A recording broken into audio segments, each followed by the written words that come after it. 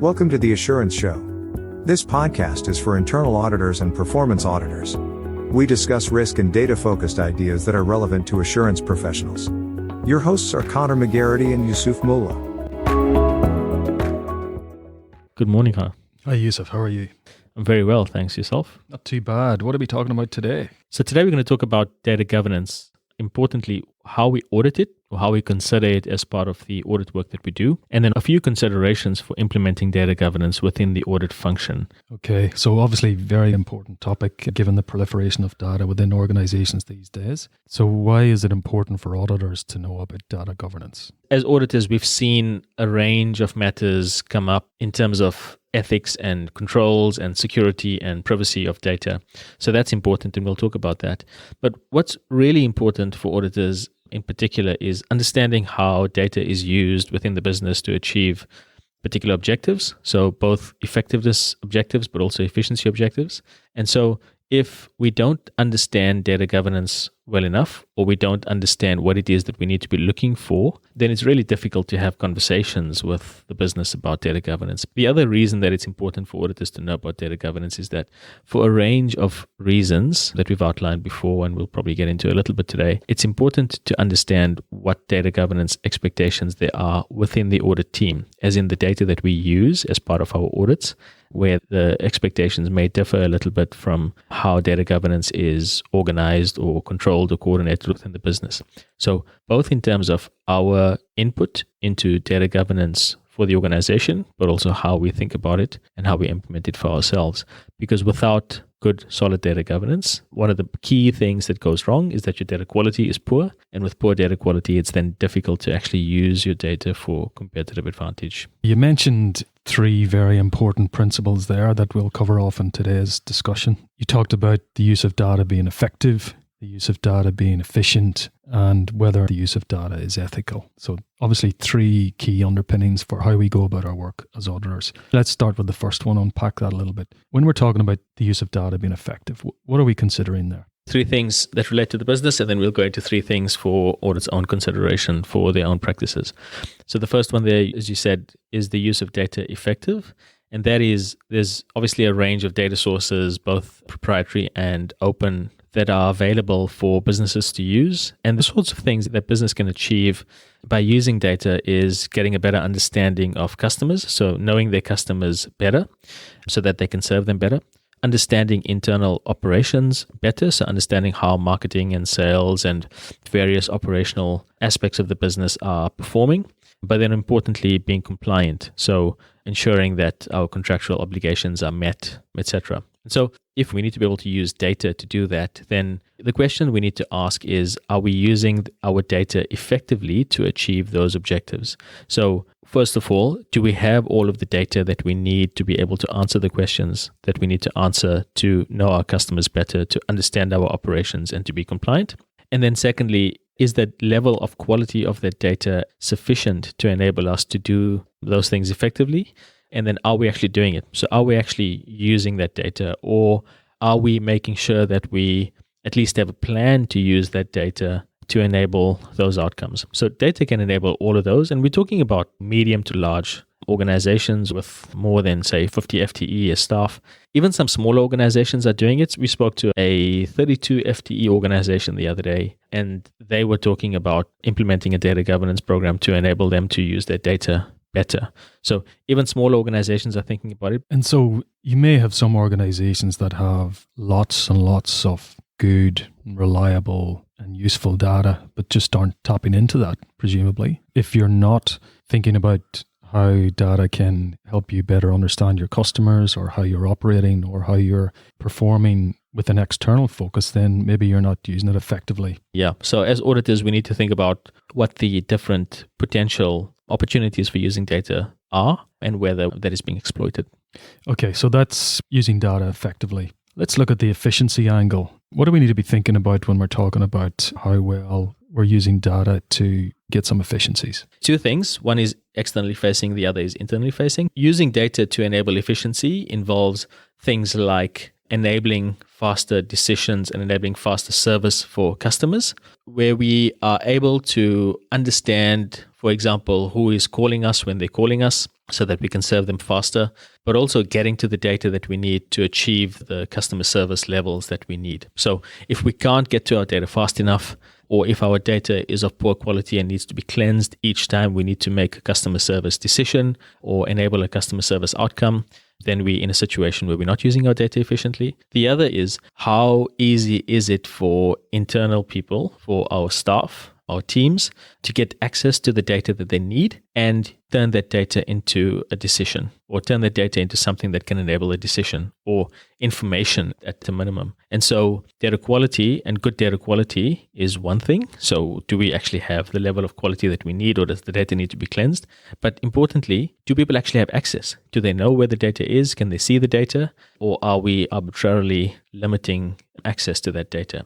So efficiency enabled through quality, again, because quality is one of the underpinnings, but also efficiency through enabling people to get access to and quick access to the data that they need, so that they don't waste time going to look for it and they don't waste time cleansing it to get to an answer. We've spoken about making data available to as many people broadly as possible instead of closing it down for access by only a few privileged individuals. But that sort of segues into the third point here. We always need to be mindful of the fact that our use of data needs to be ethical. That's something that doesn't go away. Yeah, that's right. As auditors, we tend to go for this item first, and we deliberately put this as the third item. So ethical use of data, and this covers a range of matters like security and privacy and ensuring that any decisions that are made are free of any bias. We often think about the way in which data is recorded, and we take that thinking around recording of data and we apply it to the use of data. And that's where we often have far higher than expected levels of tightening of security than we need and that are necessary to enable the business to make decisions.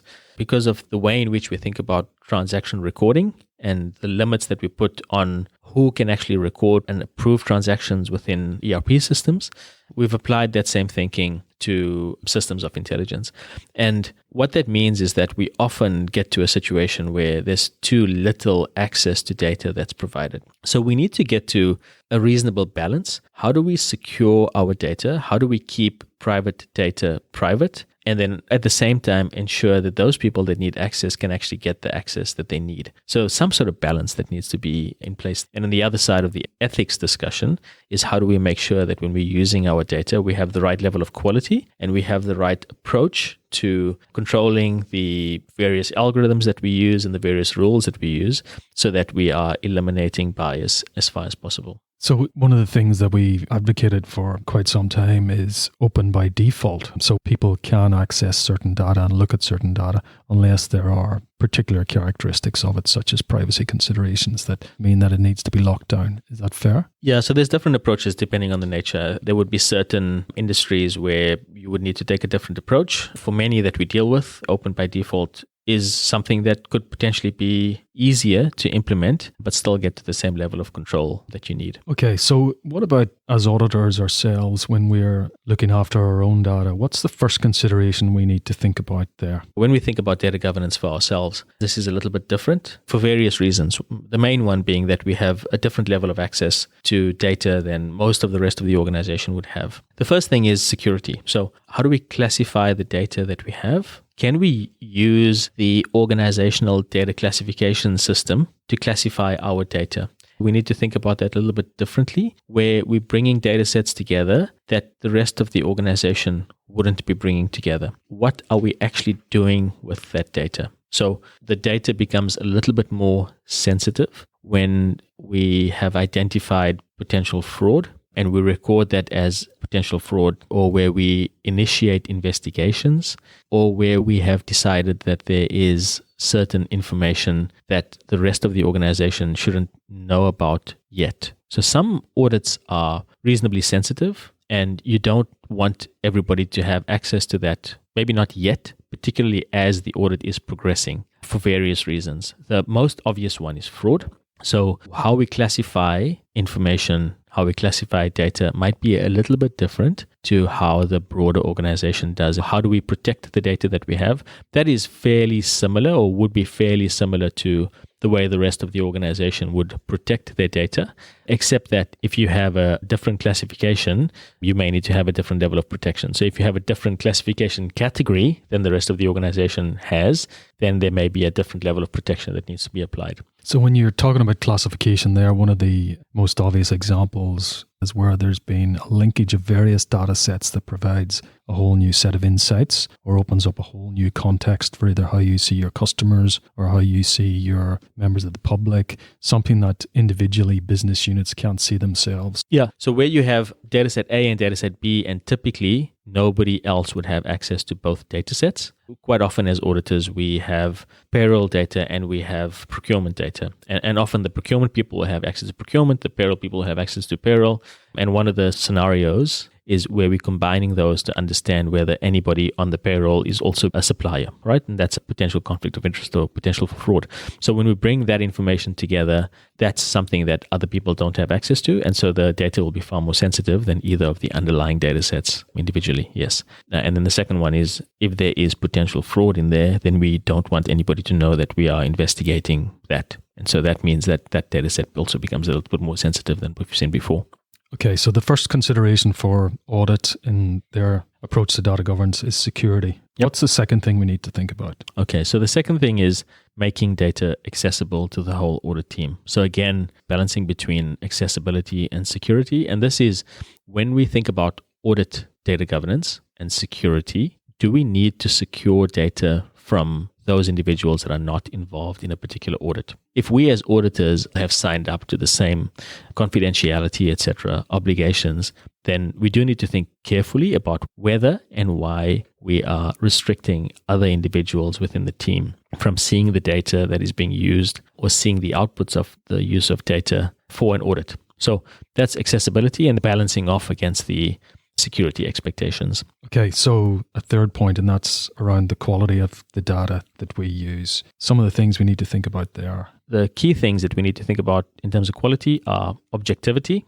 credibility, and integrity. So objectivity is the way in which we use our data, and the way in which we collect and report on that data is unbiased, it's unprejudiced, and it's impartial. Because we're using data to report on or assess the way in which the business is being run or a particular public sector organization is executing their functions or their obligations, we need to make sure that we're not just using individual sets of data without thinking broadly about the various data sets that we should be looking at to get to an answer. If we limit what we use, there's potential for bias and there's potential for prejudice. We can't have that. As auditors, it's important that we explore the relevant available avenues to get to the answer that we need to get to. So we can't decide on a hypothesis and then say, to prove this hypothesis, we can use this data set, and therefore we'll use that data set and prove it. Where there's potential for using a different data set that could say something different. So let's not collect the data to prove or disprove our hypothesis on that basis alone. That's right. And that's why it's about having those iterative conversations with the auditees and the business to say, is this a fair and reasonable data set for us to start asking questions of? Are there other data sets available that would be useful and could also help us come up with an answer? Yep, absolutely. So that's objectivity. Then credibility. So this is the data that we use is reliable, it's reputable, we can attest to the source, and we know the context in which the data was collected and reported. So is the data credible? Will it stand up? If somebody asks us about where we got the data from or how we know that the data was well collected, will we be able to give an answer? Can we put our hand on our heart and say that this data is a trusted source and is true and correct to enable us to get to a decision? So that's the second one, credibility. And then the last one is integrity. So the data is complete, it's accurate, it's timely.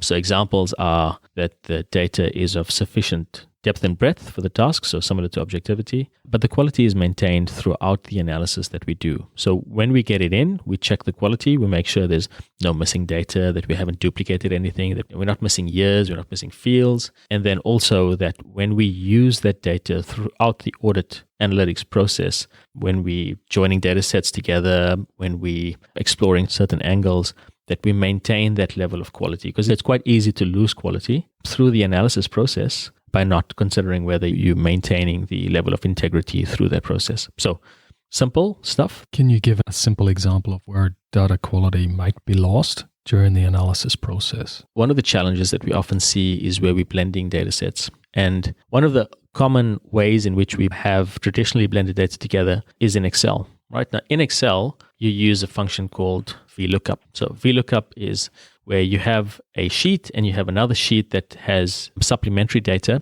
and you want to bring the supplementary data into the main data set. Now, a VLOOKUP is fantastic if you have, in data terms, a one-to-one relationship. So where there's only one potential answer for the join. The problem with the VLOOKUP is that if you have a situation where there are multiple potential answers in the second data set, because of the way in which VLOOKUP works, you'll only get the first possible answer, right?